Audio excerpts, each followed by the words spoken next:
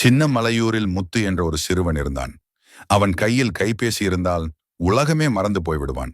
அம்மா கூப்பிட்டாலும் ஒரு லெவல் முடிக்கணும் என்பதே அவன் பதில். ஒரு நாள் முத்து பாட்டியின் வீட்டுக்கு போனான். அங்கே மின்சாரம் போயிருந்தது. கைபேசிக்கு சார்ஜ் இல்லை.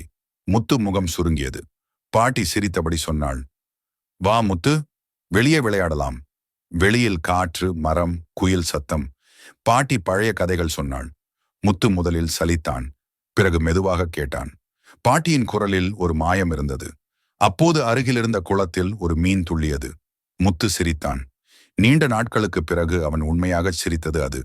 மின்சாரம் வந்ததும் பாட்டி கைபேசியை சார்ஜ் போட்டாள். இப்போ விளையாடலாமா என்று கேட்டாள். முத்து தலை அசைத்தான். இல்ல பாட்டி, நாளை விளையாடலாம். இன்னொரு கதை சொல்லுங்க. அன்றுதான் முத்து புரிந்து கொண்டான். கைபேசி மகிழ்ச்சி தரும், மனிதர்கள் வாழ்வை தருவார்கள். அந்த நாளிலிருந்து அவன் நேரத்துக்கு மதிப்பு கொடுக்க கற்றுக்கொண்டான்.